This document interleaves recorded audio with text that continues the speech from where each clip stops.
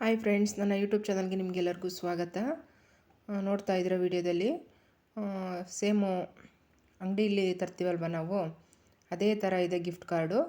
ಇದನ್ನು ಯಾವ ಥರ ಮಾಡ್ಬೋದು ಅಂತ ಈ ವಿಡಿಯೋದಲ್ಲಿ ನಾನು ತೋರಿಸ್ಕೊಟ್ಟಿದ್ದೀನಿ. ಎಲ್ಲೂ ಸ್ಕಿಪ್ ಮಾಡಿದೆ ನೋಡಿ, ನಿಮ್ಗೆ ಅರ್ಥ ಆಗೋಲ್ಲ. ಸ್ಕಿಪ್ ಮಾಡಿದ್ರೆ ಮಾತ್ರ ಯಾವುದೇ ಕಾರಣಕ್ಕೂ ಅರ್ಥ ಆಗೋದಿಲ್ಲ ನಿಮಗೆ. ನಾವು ದುಡ್ಡು ಕೊಟ್ಬಿಟ್ಟು ಅಂಗಡಿಯಲ್ಲಿ ತೊಗೊಬರ್ತೀವಿ.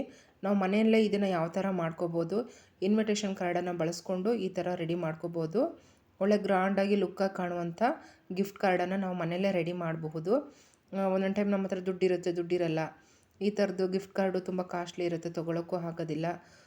ಅಂಥವರು ಇದನ್ನು ಮದುವೆ ಮುಗ್ದು ಇರುತ್ತೆ, ಆದರೆ ಇನ್ವಿಟೇಷನ್ ಕಾರ್ಡ್ ಮನೇಲಿರುತ್ತೆ, ಅದನ್ನು ಬಿಸಾಕೋ ಬದಲು ಈ ಥರ ನಾವು ರೆಡಿ ಮಾಡ್ಕೋಬೋದು. ಒಂದು ಸಲ ಟ್ರೈ ಮಾಡಿ, ಹೇಗಿದೆ ಅಂತ ಕಮೆಂಟ್ ಮುಖಾಂತರ ತಿಳಿಸಿ. ನೋಡಿ ಯಾವ ಥರ ಮಾಡಿದ್ದೀವಿ ಅಂತ ನೋಡ್ತಾ ಇದ್ದೀರಲ್ವ. ಸೇಮ್ ನೋಡಿ, ಅಂಗಡಿಲಿ ನಾವು ತಂದು ಮದುವೆ ಮನೆಗಳಿಗೆ ಹೋಗಿ ಹೆಣ್ಣು ಗಂಡಿಗೆ ನಾವು ಮುಯಿ ಮಾಡ್ತೀವಲ್ವ, ಇದರಲ್ಲಿ ದುಡ್ಡು ಇಟ್ಬಿಟ್ಟು ಅದೇ ಥರ ಗಿಫ್ಟ್ ಕಾರ್ಡನ್ನು ನಾವು ಮನೆಯಲ್ಲೇ ತಯಾರಿಸ್ಕೋಬೋದು. ಅತಿ ಸುಲಭವಾಗಿ ಕಡಿಮೆ ಸಮಯದಲ್ಲಿ ನಾವು ತಯಾರು ಮಾಡ್ಕೋಬೋದು.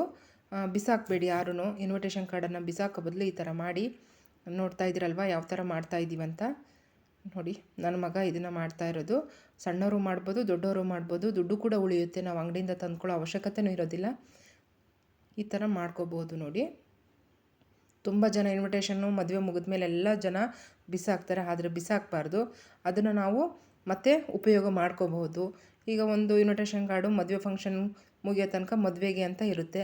ಮದುವೆ ಮುಗಿದಾದ್ಮೇಲೆ ಸುಮ್ಮನೆ ವೇಸ್ಟ್ ಅಂತ ನಾವು ಡಸ್ಟ್ಬಿನ್ಗೆ ಹಾಕ್ತೀವಿ ಅಥವಾ ಕಸಕ್ಕೆ ಹಾಕ್ತೀವಿ, ಬಿಸಾಕ್ತಾ ಇರ್ತೀವಿ. ಅದು ತಪ್ಪು ಮಾಡೋದು.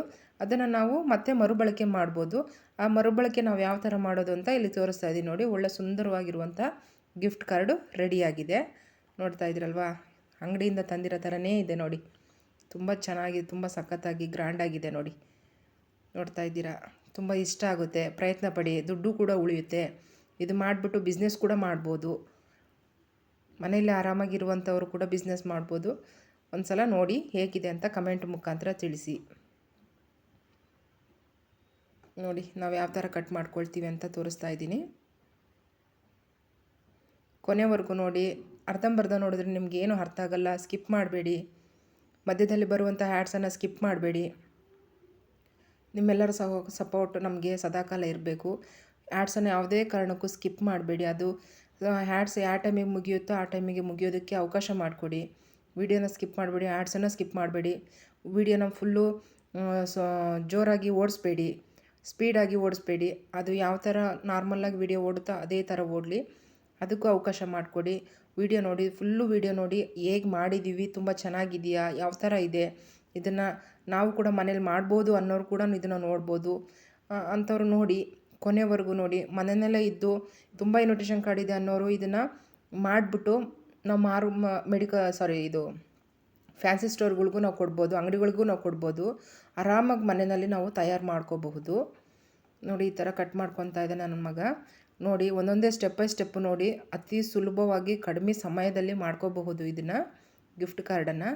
ದುಡ್ಡು ಕೂಡ ಉಳಿಯುತ್ತೆ ಕಣ್ರಿ. ಆರಾಮಾಗಿ ಗ್ರ್ಯಾಂಡಾಗಿ ಲುಕ್ಕಾಗಿ ಕಾಣುವಂತಹ ಗಿಫ್ಟ್ ಕಾರ್ಡನ್ನು ನಾವು ಮನೆಯಲ್ಲೇ ರೆಡಿ ಮಾಡ್ಕೋಬಹುದು. ಕೊನೆಯವರೆಗೂ ನೋಡಿ, ಹೇಗಿದೆ ಅಂತ ಕಮೆಂಟ್ ಮುಖಾಂತರ ತಿಳಿಸೋದನ್ನು ಮಾತ್ರ ಮರಿಬೇಡಿ ಫ್ರೆಂಡ್ಸ್. ಹಾಗೆ ವಿಡಿಯೋಗೊಂದು ಲೈಕ್ ಕೊಡಿ, ಹೇಗಿದೆ ಅಂತ ಕಮೆಂಟ್ ಮಾಡಿ. ಹೊಸಬರಾಗಿದ್ದರೆ ಚಾನಲ್ ಸಬ್ಸ್ಕ್ರೈಬ್ ಮಾಡಿಕೊಂಡು ಬೆಲ್ ಬಟನ್ನ ಕ್ಲಿಕ್ ಮಾಡಿ, ಆಲನ್ನು ಆಪ್ಷನ್ ಕೊಡಿ. ನಾನು ಹಾಕೋಂಥ ವೀಡಿಯೋಸ್ ಎಲ್ಲ ನಿಮಗೆ ಬರುತ್ತೆ.